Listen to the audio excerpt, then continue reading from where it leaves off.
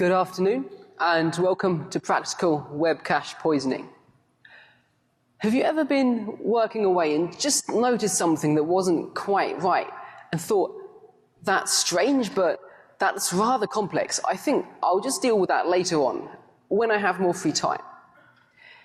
For years, web cache poisoning has been a vulnerability that people didn't want to think about. It's existed mostly as one of these theoretical vulnerabilities that are more often used to scare people than actually proven to exist.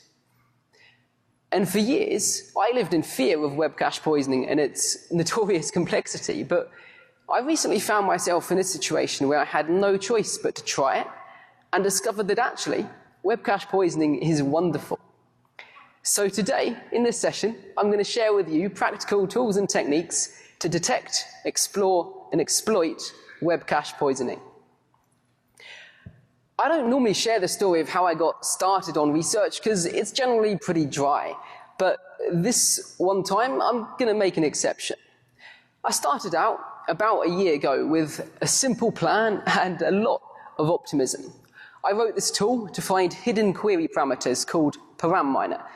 And my plan was, I was going to run this tool on lots of sites. It would find some really cool, weird parameters. I'd find some awesome bugs in those, and I'd give a talk about that.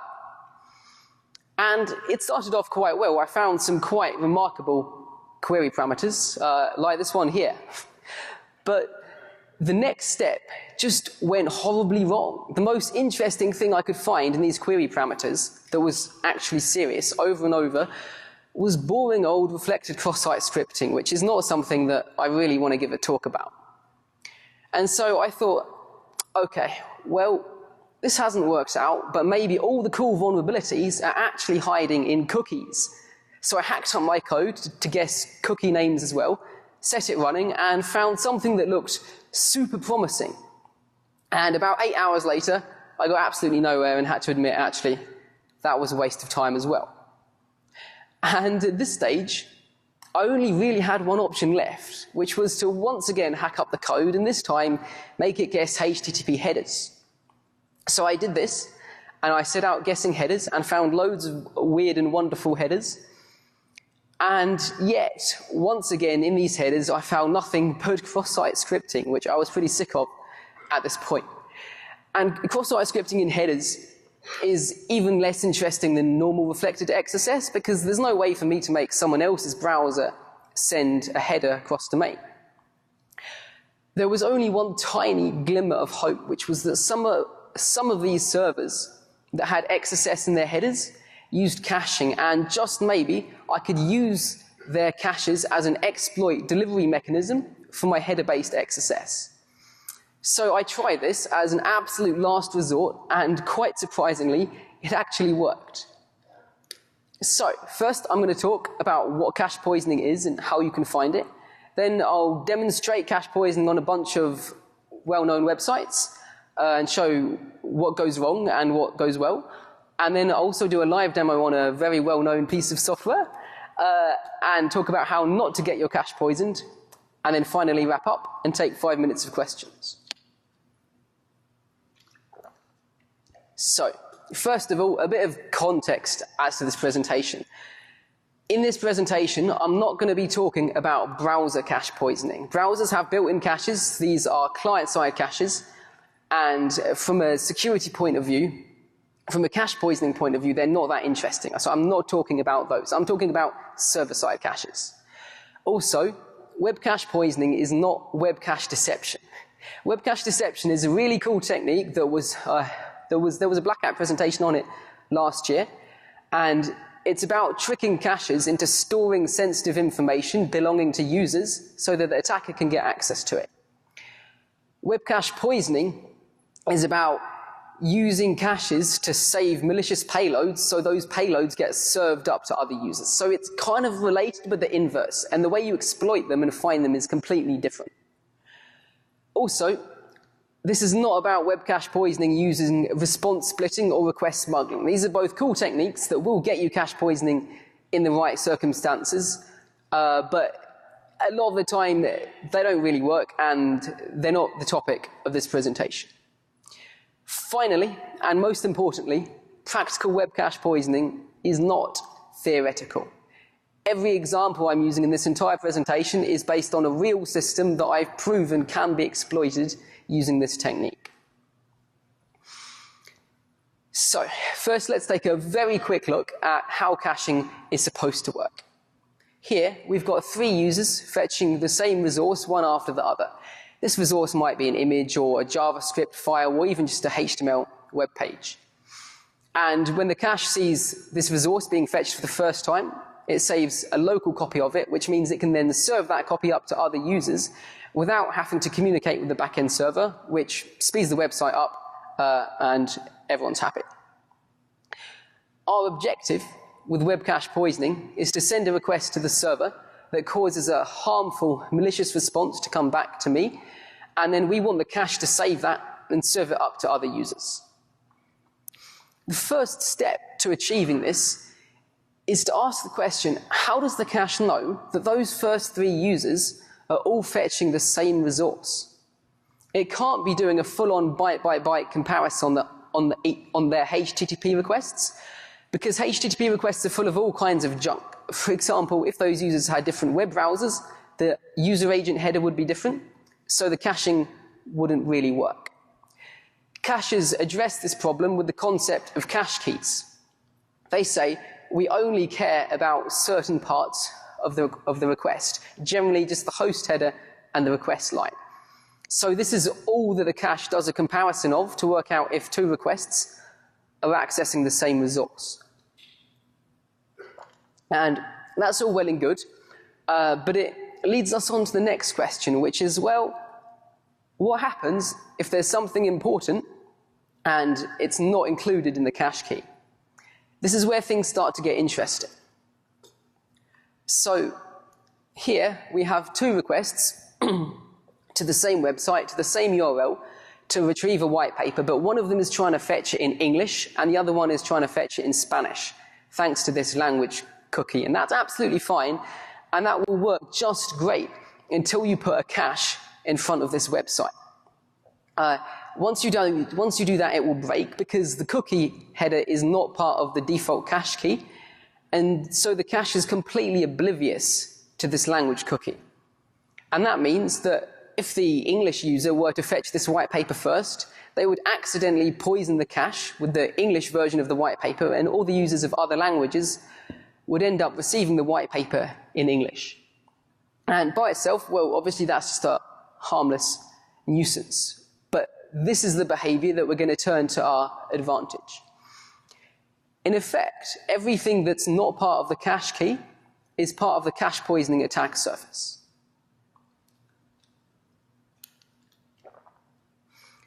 So how do you find cache poisoning? Well, the first step is to identify an unkeyed input.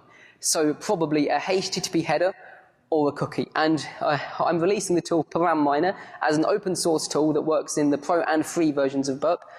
So everyone can just run that tool, and that will hopefully do a decent job of finding some unkeyed inputs on your site. Once you've found the input, the next step is to work out if you can do anything interesting with it.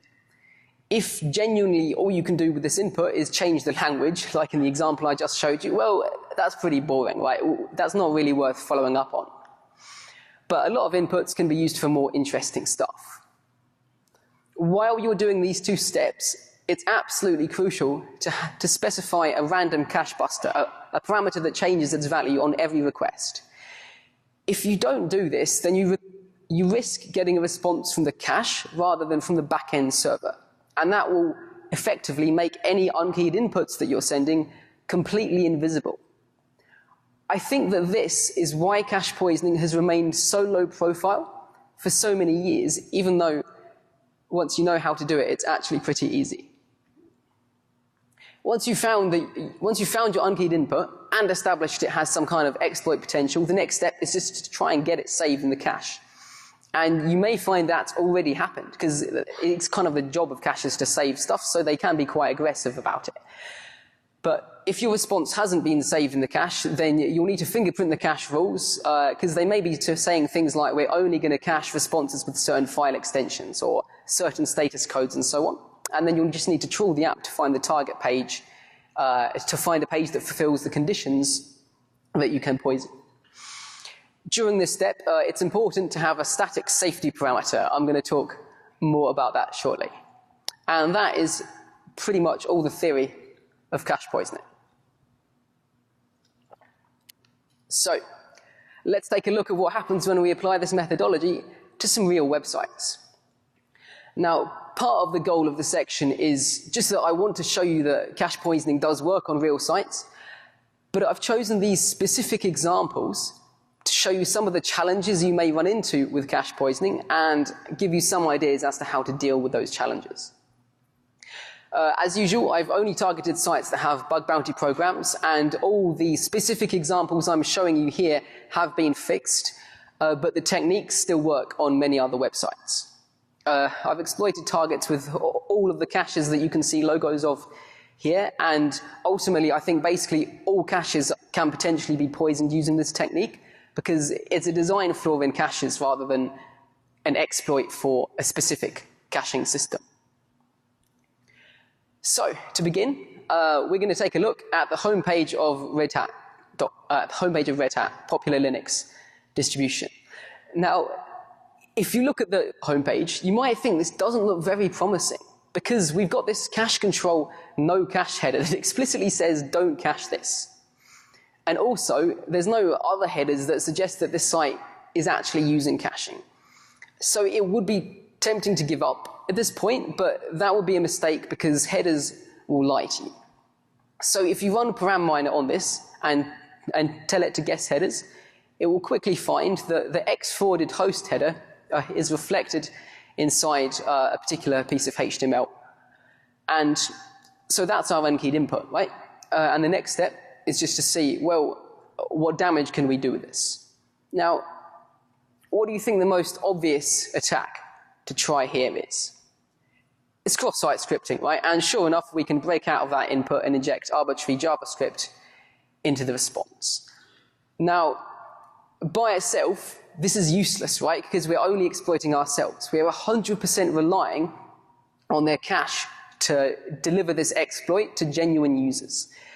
So we need to see if this is being saved in the cache. And to do that, we just send the same request, but we don't send any funny headers. So we're just doing what a normal user would do. And then we look at the response, and sure enough, our malicious JavaScript has come back. So that was it. We just got full control over the homepage of redhat.com. And it wasn't very difficult, right? The only other point that I should make is this safe equals 1 parameter that's highlighted in blue. That's not part of Red Hat's website. That's something I've manually specified, because if I didn't do that, there was a risk that a lot of genuine visitors to Red Hat's site would start seeing pop-ups, and they might get a bit upset. So, headers will lie to you, but they will also tell you useful things. So, having just mentioned that safety parameter, let's pretend you're a malicious person and you genuinely want to poison the actual homepage of the site. This is slightly more difficult because this means you're in a kind of a race with all the genuine users of the website, because you want your malicious response to be cached rather than a normal innocent response. So you need your request to be the first request to hit the server after the cache entry expires. And sometimes headers will really help you out when you're trying to achieve that. So this is the homepage of Unity3D.com, makers of a well-known computer game engine. And we can inject JavaScript and stuff with this X-host header. But the interesting thing is, these age and max age headers, taken together, specify the exact second that this response is going to expire in the cache. So that tells us the exact second that we need to start spamming our payload to the server in order to take full control over the site. HTTP headers can give you other clues too. So here we've got a different website, which unfortunately I can't name, but it is quite well known. And once again, we can inject JavaScript using the X-forwarded host header. I think there's something in Rails that just adds support for this header by default. So if you're using Rails, you might want to check that out. But the interesting thing here is this vary user agent header. So that's an instruction to the cache to add the user agent into the cache key. So that means that this request I've sent here will poison the cache, but it will only poison it for other people using the same web browser as me. And that's both a blessing and a curse. It's a bit of a headache because if I want to poison the majority of visitors, then I need to send this request over and over with every possible user agent. But on the other hand, it gives me the chance to be a bit more creative and selective about who I target. For example, perhaps I happen to know that the development team for this website always uses Microsoft Edge. Well, that means I can poison the cache for everyone who's not using Edge. And then the developers are going to have a really hard time figuring out why all of their users keep getting exploited.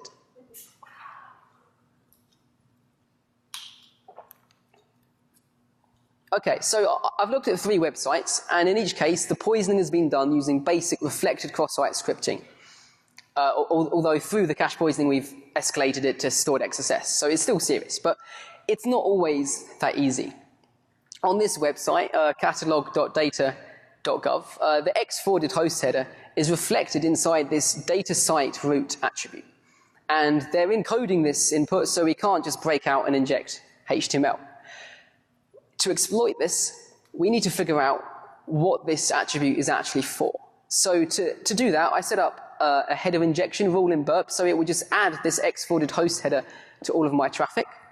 And then I just browse the site. And what I found was when I loaded certain pages, my browser sent a request to the collaborator server to fetch some internationalization data from it. So using this unkeyed input with cache poisoning, we can make people visiting this website fetch some kind of internationalization data from our website. Let's have a look at what this data is supposed to look like. It's meant to be a mapping of English phrases into the phrase in a different language.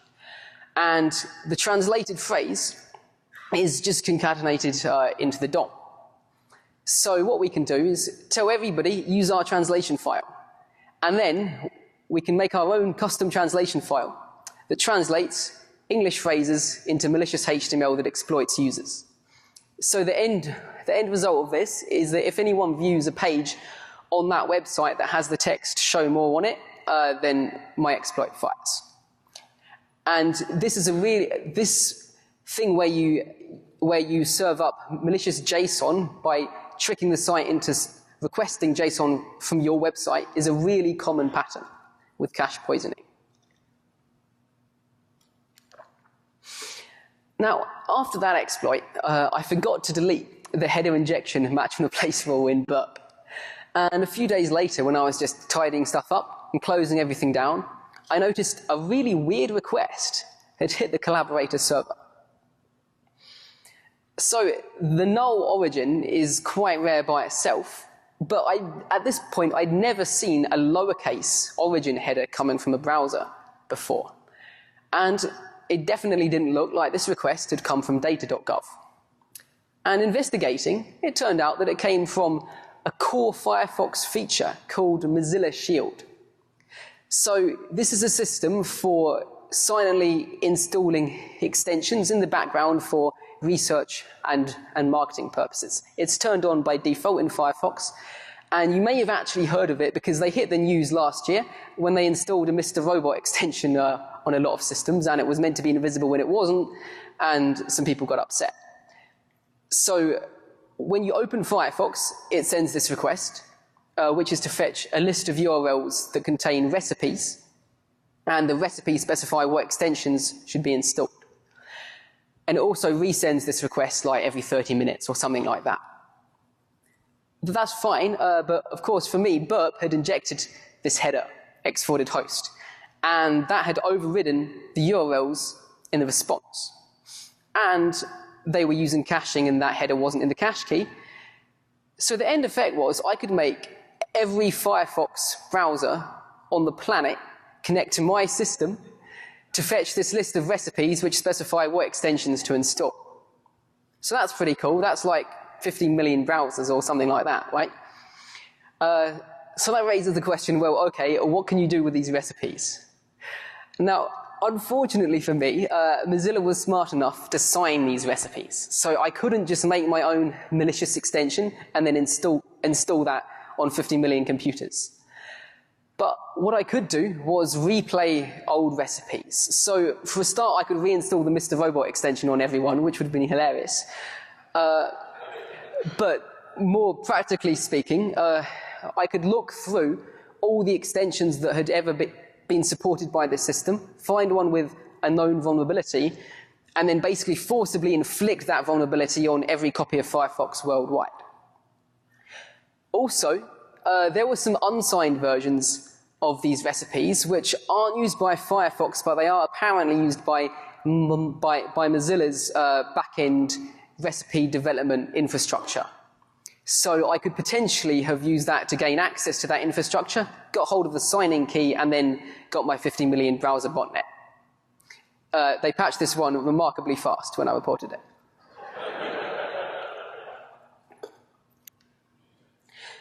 So a reoccurring theme in cache poisoning is that we'll find some kind of unkeyed input, and at first glance it will look completely useless. Like this.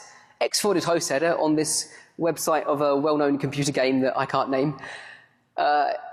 This value is reflected in the domain attribute of the set cookie header. Now, as far as I know, that's more or less useless. Also on this website, the X-forwarded scheme header, if you set that value to anything other than HTTPS, the server responds with a redirect to itself. Once again, harmless. But if you send both of these headers at the same time, then suddenly we've got a redirect to a website of our choice. And because this is being done at the server level and they've got the caching set up right, I can effectively replace any response on the entire server, any URL on the whole site, with a redirect to my site. So using that, I could redirect post requests to steal CSRF tokens, and I could also redirect JSON fetches in order to serve up malicious JSON and once again get DOM-based cross-site scripting on various pages, much like what I did earlier on data.gov. Now, some systems go beyond using headers to generate URLs, and they use it for internal routing, which is really pretty cool. So goodhire.com is hosted using HubSpot, and HubSpot appear to use the X-forwarded server header to work out which client you are. Now, we can't exploit this directly because they're encoding the input. To exploit this, I needed to register myself on goodhire.com, make my own website, put some malicious HTML on that, which they let me because it's my own website, and then trick Goodhire into serving that up, and trick HubSpot into serving that up on goodhire.com. So using this, and then of course Cloudflare would cache that and serve that up to everybody accessing Goodhire. So using this, I could take full control over any page on any website hosted on HubSpot. Now, I reported this to Goodhire because those were the guys with the bug bounty program, and they passed it on to HubSpot, who decided to resolve the issue by permanently banning my IP address, which wasn't very polite. But I've checked back, and it does look like they have fixed the root issue. So if you're using HubSpot, then I think you're probably okay. Right, now this one is my second favorite attack in this research, partly because I'm exploiting a security company because they use their own security product on their website. So blog.cloudflare.com is hosted using Ghost. And Ghost is doing something with the X-forwarded host header. But if we try the attack that just worked on HubSpot and specify our own domain name after signing up with Ghost, it doesn't work. They give the correct response after a mysterious 10-second wait, which I never figured out the cause of.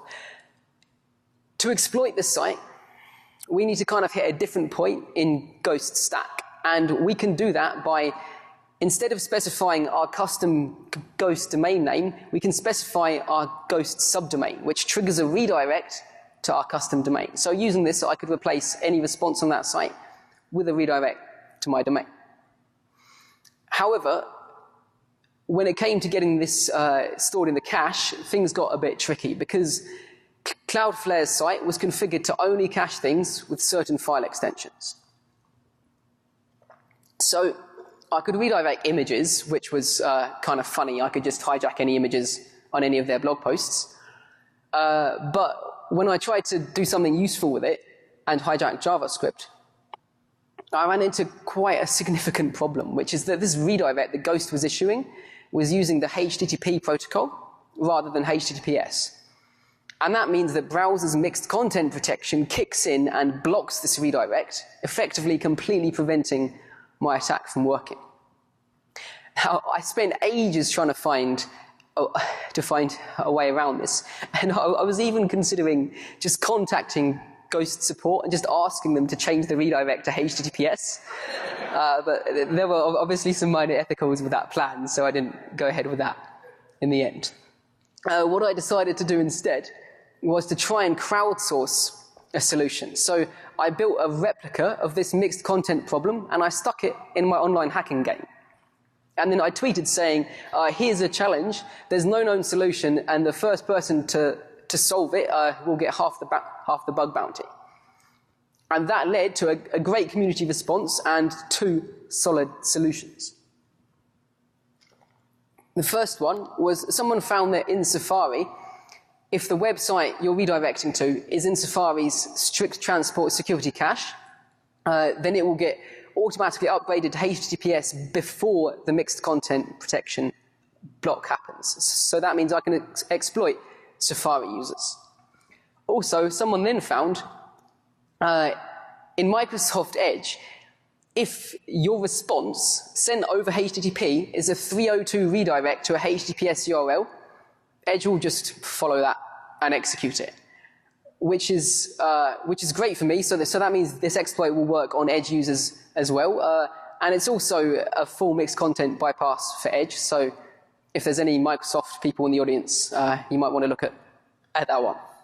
So using this, the end result is if you went to blog.cloudflare.com or any other website hosted on ghost.org, I could take full control over the site, over your account on there if you were using Edge or Safari. And if not, well, I could still hijack images, which would be useful for tracking purposes at least. Right, now things are beginning to get more difficult. So here, using this exported host header yet again, we can take control over this open graph URL meta property. We can't break out and get XSS, so we need to figure out what this property is for. Open graph is a protocol by Facebook for specifying what happens when your website is shared. So if someone presses the share button on your page, or if someone just shares your URL on Facebook. And so using this value that we can control, we can effectively make someone share arbitrary content when they try to share this web page. Now, to get this cached, I had to find a specific page on the site that had the right caching headers, and I also had to specify this session ID cookie for some reason. But even after doing all of that, my like hijacking attack wasn't working. And it turned out that this target was using Cloudflare, and they have a lot of caches, and Facebook was hitting a different cache from the one that I was poisoning. So Facebook was hitting a cache that was in Atlanta. So I Googled for cheap VPN servers in Atlanta, found one, and then used that to do the poisoning. And that successfully poisoned the cache that Facebook was hitting. So here's a quick demo. I've had to redact it quite heavily, unfortunately. So on this web page, well-known computer game, someone presses share, and they end up sharing my content. Something particularly cool about this is that Facebook have their own cache. So that malicious Open Graph URL will get cached in Facebook's cache as well as Cloudflare's cache. And that means that even if they fix the vulnerability and then clear the Cloudflare cache, they will still continue to have their likes hijacked until Facebook's cache expires as well. So it's quite a persistent kind of attack. So that was great. But do we really need to hire a VPS every single time that we want to poison a specific cache? Well, I decided to just do a bit of research to find out. So Cloudflare has a lot of caches, you can see them all here, and they have this fantastic feature, which is on any Cloudflare website, you can send a request to cdn/cgi/trace, and you'll get some metadata back. And included in that metadata is the highlighted line, which tells you which cache your request has hit. So I wrote a little bash one-liner that sends a request to my target website, to this trace page, and it routes this request through every single IP that Cloudflare own. And then it looks at which cache this request hits. So the end result is that gave me a list of which IP I could send my request to poison which cache. So generally speaking, you can poison a cache in an arbitrary location worldwide without using a VPS, as long as you're willing to do a bit of recon. Now, at this stage, we've seen quite a few different attacks. Almost all of them have been doing some kind of host override, just because that header is widely supported by a lot of frameworks. I'd also found exploit using some weird one-off headers like bucket, translate, and path_info. And I found one amazing one last week that hasn't been patched yet. But they had a web application firewall that was scanning all the request headers for burpcollaborator.net. So you could specify an arbitrary request header, put burpcollaborator.net in it, and the WAF would block this request, and then that would get saved in the cache. So you could effectively make the WAF think that every single visitor to any page on the website was a hacker and just block them. Anyway, what I want to introduce you to is my favorite header, which is the X original URL header. It also has a companion, which is X rewrite URL, which is supported on the same systems and does exactly the same thing.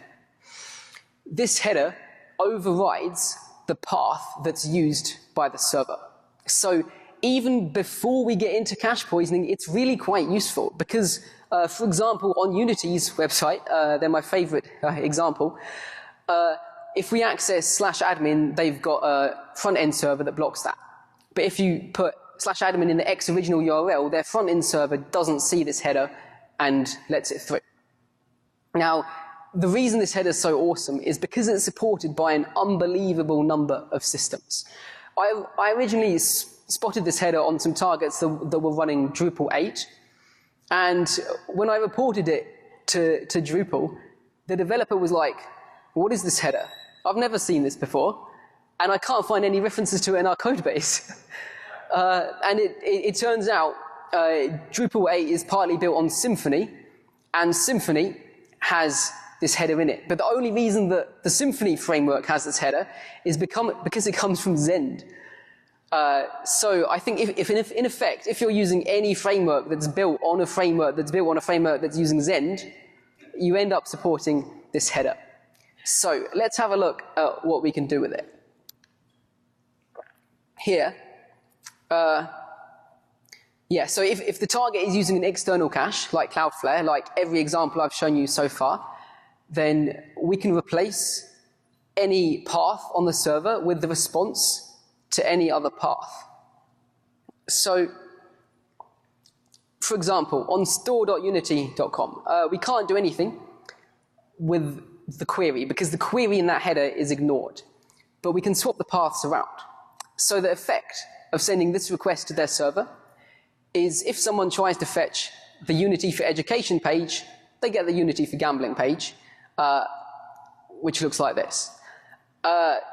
So that's definitely entertaining, and obviously there's more harmful things we can do with this, right? Like we can swap the change password page for the logout page, so you can't change your password.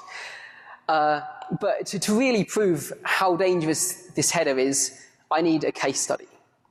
And for the case study, I'm going to use a vanilla installation of Drupal 8.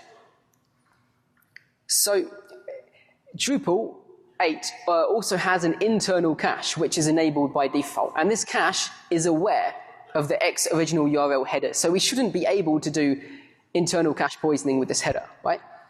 But when my colleague Gareth Hayes was helping me out testing one of these sites, he noticed something wasn't quite right.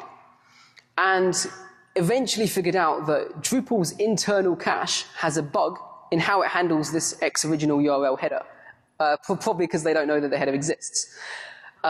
So this cache thinks that the query string in this header is used.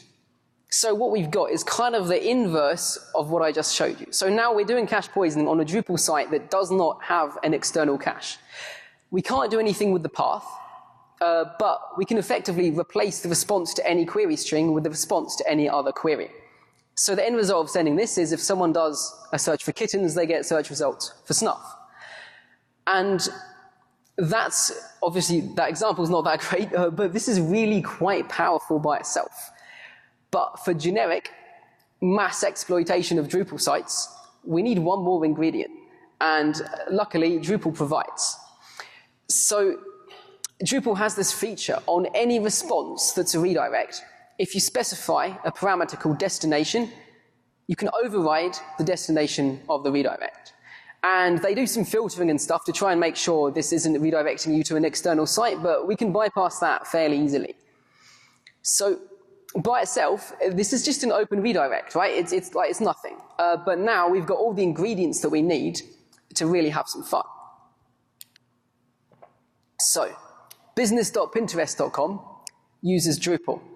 And on certain pages, they import JavaScript files via redirects.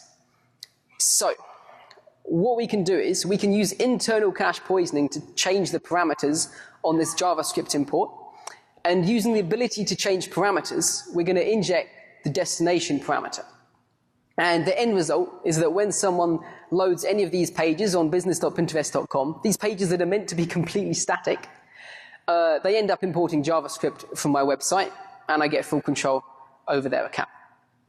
So that's pretty cool, but that's still not full-on exploitation of all Drupal sites, because we're using this, we can only hijack existing redirects. What we really want to do is hijack arbitrary responses from the server.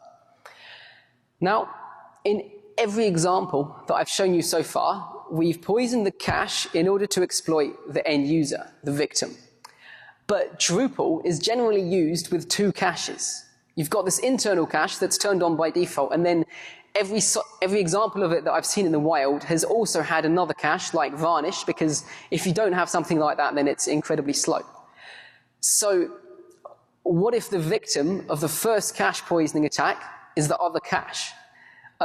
We can do a kind of two-stage attack. So the first stage is roughly similar to what I just showed you on business.pinterest. We're going to poison an arbitrary redirect response in the internal Drupal cache. But then we can send another request, which will effectively use the poisoned internal cache to move this poison to an arbitrary location in the external cache. And the end result of that is that we can replace any response on the server with a redirect to our site, which is really quite powerful. Browsers weren't built with that kind of attack in mind. And for example, on store.unity.com, you can try and download the Unity installer. But using this cache poisoning, you could redirect the download. So they would be on unity.com, they click the download button, they're still on unity.com, but the installer actually came from my website, and it's malware. And you can use this kind of technique on any Drupal 8 site. So let's try and do a quick demo of this, which is hopefully going to work. So this is just a vanilla installation of Drupal 8.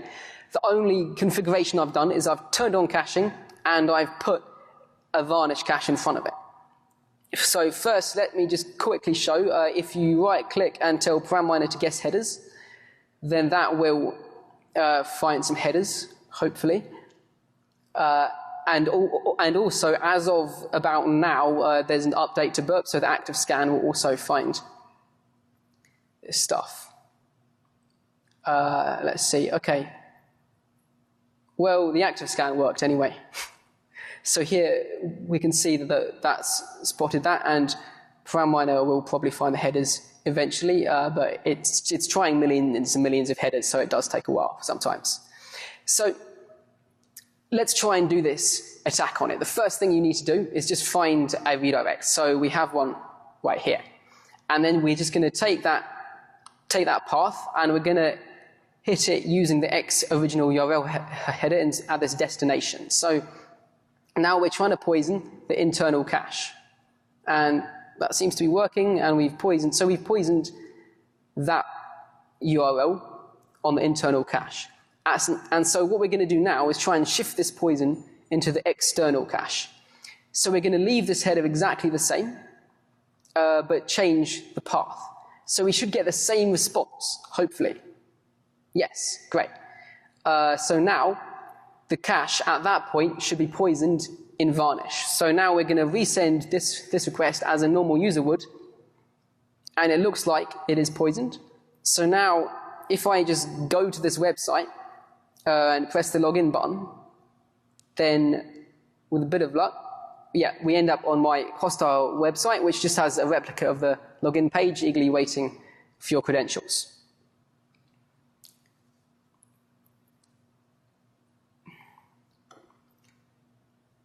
So there was a coordinated security release by Symfony, Drupal, and Zend last week to fix this issue. It was super low profile, so please install that if you haven't. Also, there's probably loads of other frameworks based on Zend that won't backport this fix for years, so it's definitely still something that you want to watch out for. And I'd like to give a brief shout out to the Unity security team for letting me use them in tons of examples here, which they didn't have to because it's a private bug bounty program. Okay, defense.